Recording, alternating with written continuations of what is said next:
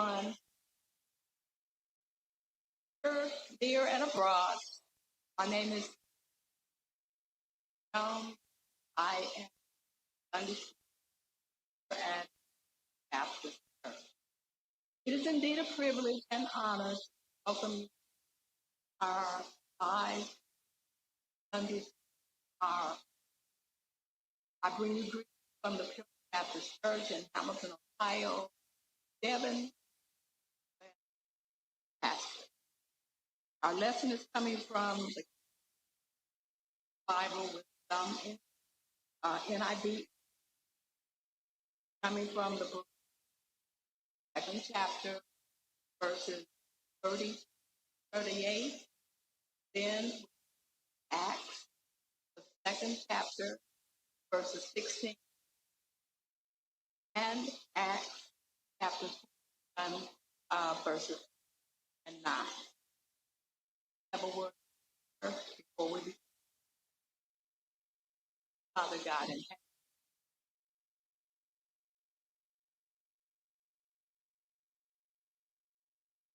heaven, Bible. Lord Father God in heaven,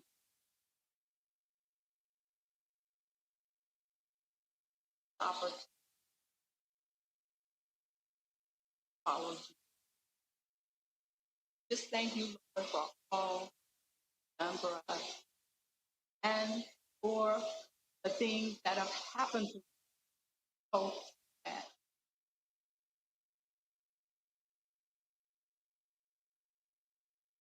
can be told in. And just asking to look down on all of us, mighty and mighty. And now, Lord, I ask you for my mouth, meditation of my heart.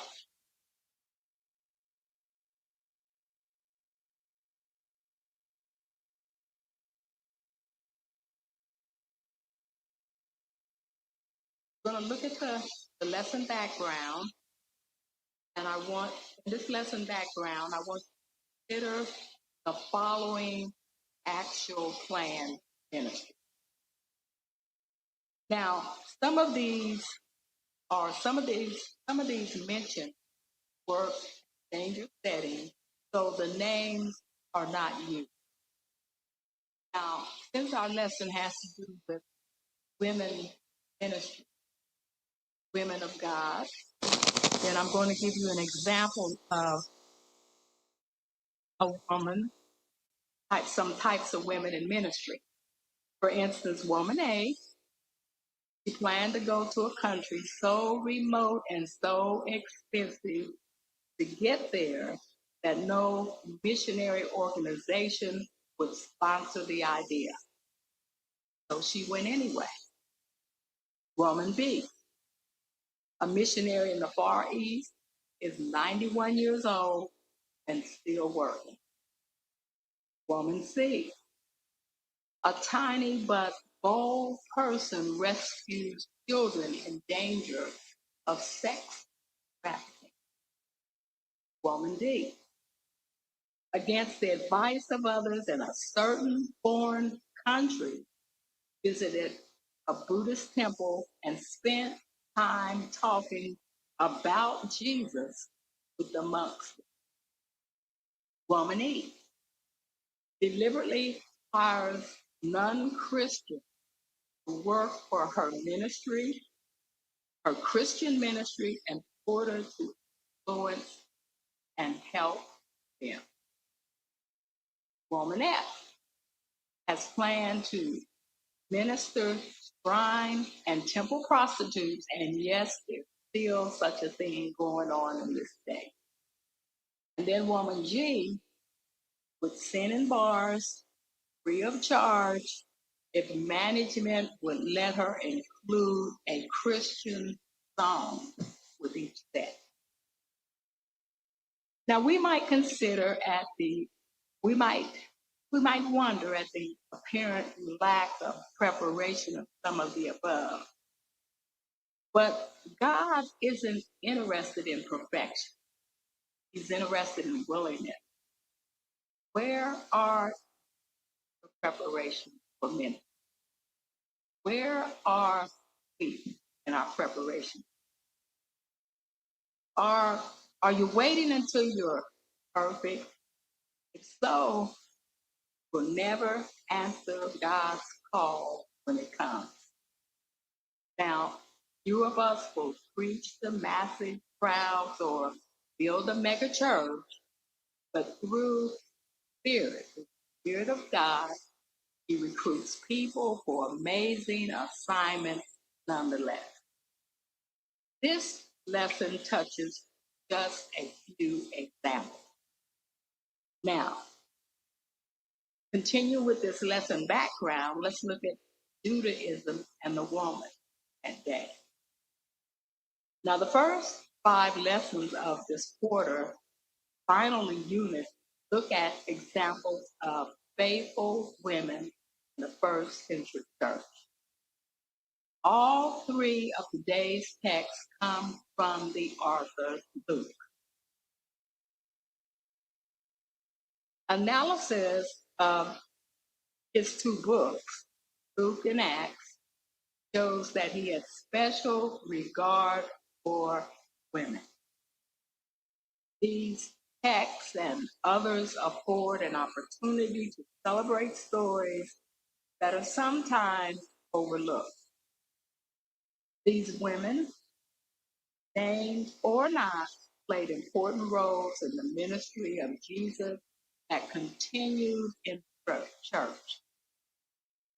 Now, the Jews of Luke's day lived not only in Palestine, but also in enclaves of Greek and Roman cities throughout the empire.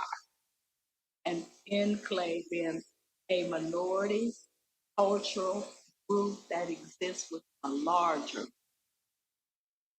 Jews maintain their own practices regarding women's roles, as directed by their understanding of scripture and the family structure from ancient times. In general, a Jewish female was attached to a man who served as her provider, served as her protector, and her authority. Normally, a father held the role for a daughter and a husband for his wife. Devout Jews honored God's concern for widows. These often were older women who had no opportunities to remarry or be employed.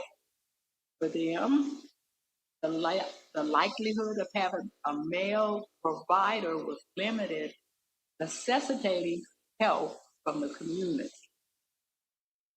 Women were allowed to attend synagogue gatherings, but only as servers.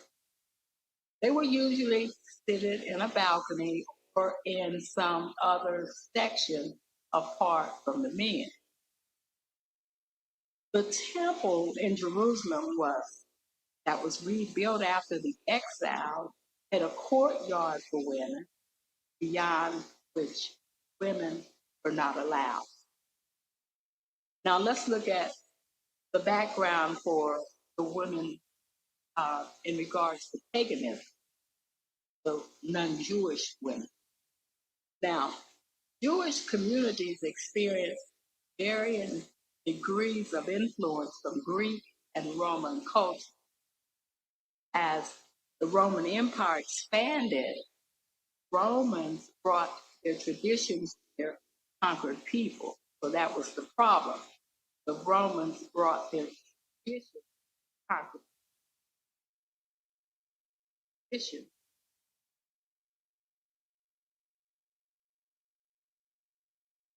Roman. Roman society was dominated by men, all levels, politics, government, and military. But some women gained by associating powerful men. in particular, somewhat notoriety and celebrity. Sometimes mothers, wives, or sisters would even appear on the coinage of an emperor. However, the primary sphere of influence for Roman women was within the home. Primary sphere, sphere being a place in society or a walk of life. Well, anyway, this sphere of influence for Roman women was within the home, where they managed the household and saw to proper raising of children.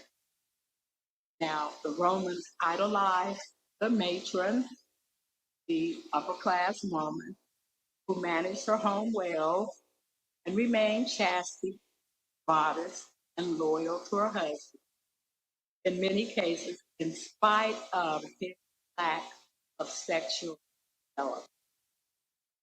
Although the Greeks had been conquered by the Romans, Greek culture survived and remained influential in reshaping Roman society. Greek culture, like that of Romans, was male dominated. The home was considered to be the proper realm of women. The Greek women were a business, and their wealth gave them influence in their community. Even so, relationships with families varied in all pagan cultures. Some husbands loved and respected their wives and saw them as equal partners in life. Other men had little affection for their wives and might abuse or ignore them with few consequences from society outside the home. Wives were often tolerated, they often tolerated sexual infidelity by men, but women who were unfaithful were liable to divorce, rape, or even death. No one considered this to be a double standard, simply the proper state of things like a prominence or even a truth image. Testament account is therefore both surprising and instructive. The prominent, in other words, the widely known, the famous, I guess you were famous. Few women in the Testament accounts is therefore both surprising and instructive. So let's look at the Bible verses again, looking at some verses from the book of Luke, and then we're looking at verses from the book of Acts. And important, one of the things to remember that Luke, Luke wrote both of the Gospel according to Luke and the Acts of the Apostles. So let's look at 36:8. And there was one, a prophetess, daughter of Phanuel, of the tribe of Aser, was of great age, and had lived with her husband 7 years from her virginity. And she was a widow of about 4 years, departed not from the temple, served God with fasting, prayers, night and day. Coming in that end, thanks likewise in the Lord, and spake of him to all them that looked for redemption. So what we have in these three verses, prophetess, of a woman, knowledge is called right here in the Bible, prophetess. So now, after, go back a little, birth of Joseph stayed for a while in Bethlehem. During that time, they traveled to the nearby Jerusalem to fulfill their religious duty, such as sending him the Lord as required by the law. Now, moving on to this verse 30, then that elderly man and Anna recognized announcement concerning him.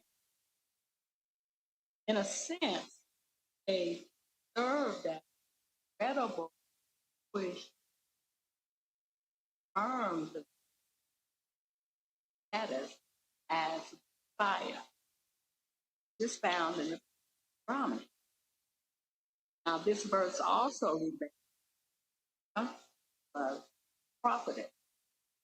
In other words, had the gift of prophecy, recognized having that special God's ability. Also, an exceptional gifted elderly person, 91. He worshiped God so constantly with fasting, prayer, temple.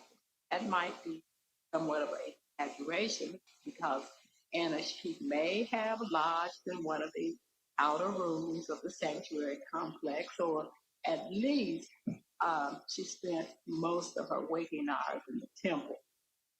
And then moving on, during lifetime, he had undoubtedly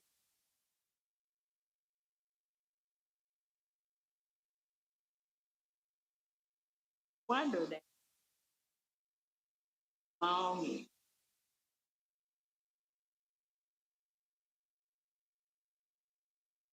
promise, fire. Father honors Anna's by allowing her to see her son at the same time.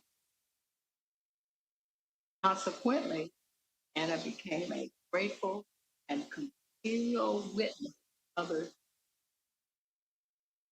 promise. And then moving on to verse 16. One that started out with the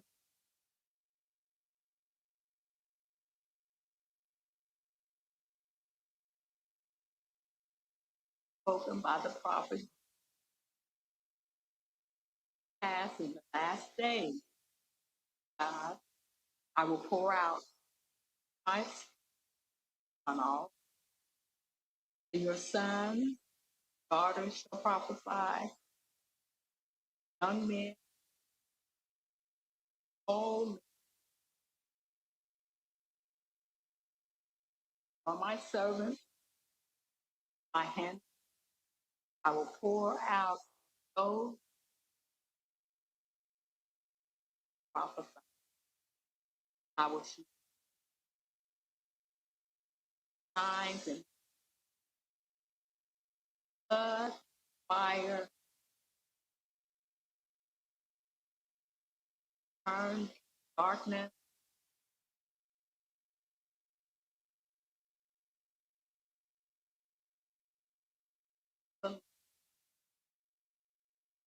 and it shall come to pass that whosoever shall call on the name of the Lord shall be saved.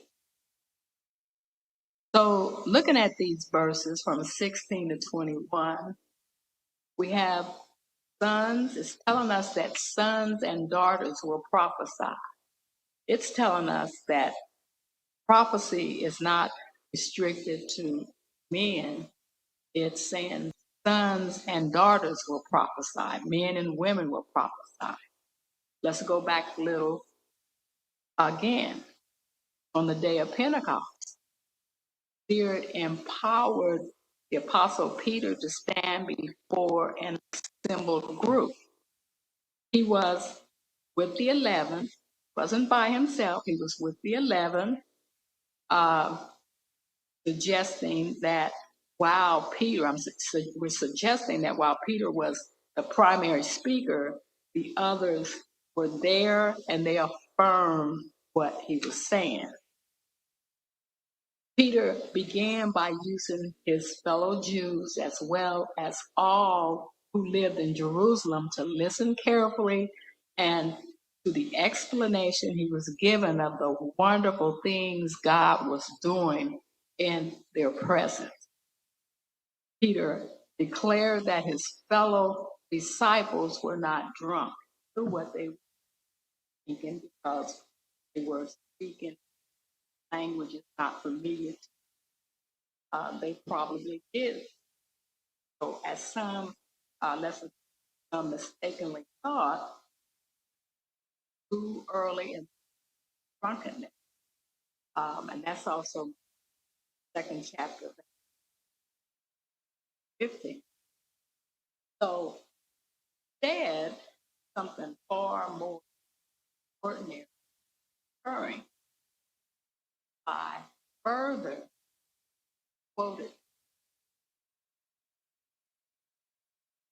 through these scriptures of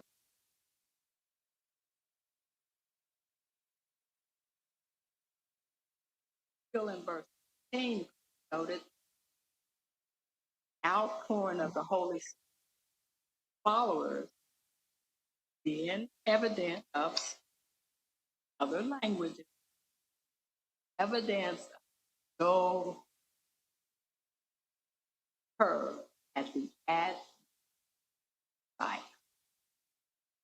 in the Old Covenant manifestation of Spirit among God's people, limited prophet, and occasional king like uh, David. Moving on to 17, those prophecies concern adding God's work among now in verse 17, sun and dark prophesy.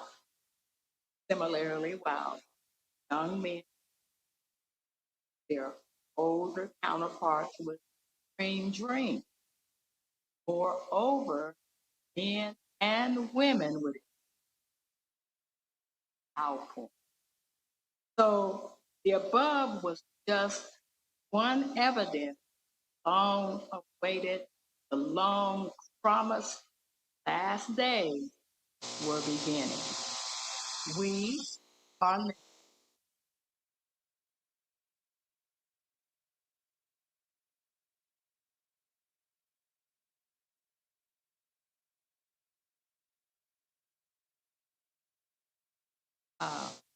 also,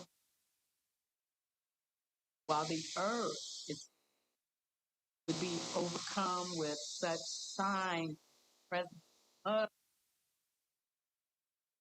smoke. And in a glimpse of the great and notable day, in a great and notable day of the term Advent, the sun would darken out.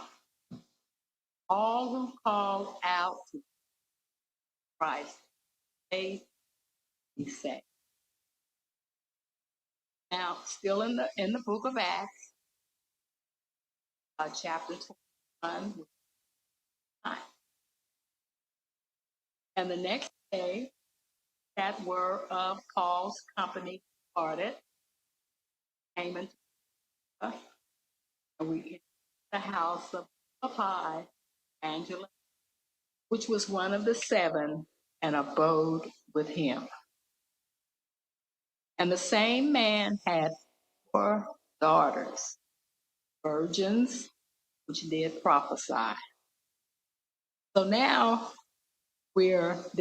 these 2 verses in Acts chapter 21 is mentioning Philip's 4 daughters who prophesy. Now we don't want to get this Philip mixed up with the apostle Philip. Not one of Jesus' disciples. This is the Philip who was chosen by the church. He was one of the 7 one of the 7 men, which we look at as deacon in our churches today.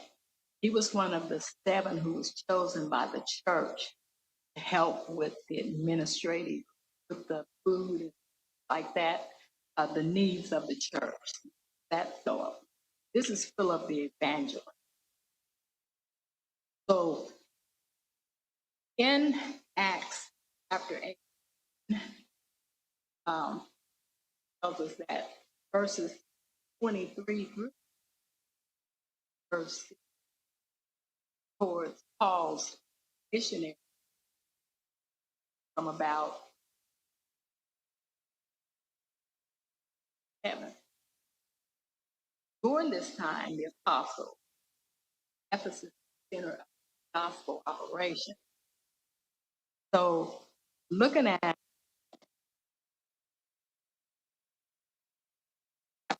where chapter now, it focuses on Paul's trip to long way, Tyree, Elymas, the apostle and his colleague, Elymas, for one day before Syria. Now, once the missionary arrived in Syria, they remained days. During this time, Philip, the evangelist, lodged home. Now, looking at verse 9, Philip's evangelistic activities reported chapter 8 were only beginning of a long, faithful span of ministry. He and his 4 daughters eventually settled in Korea. The reference to as virgin found in the version indicates that they hence of the participle prophecy that they did so on a recurring basis. Of this tense meaning past, present, tenses, any verbs that shows time of. So the tense participle prophesied indicates regular. This is one indication that the gave this gift female from growing church. I'll say that again. This is one indication that the Spirit gave this gift.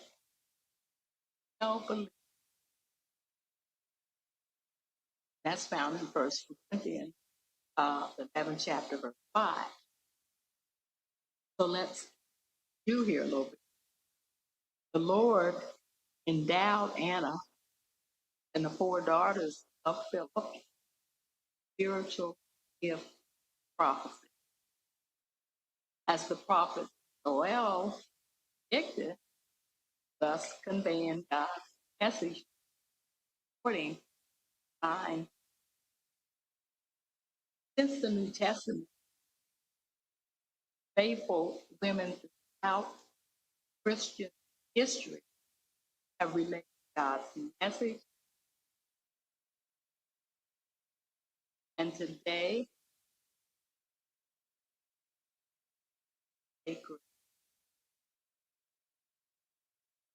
so that concludes our Sunday's live stream Sunday school worship.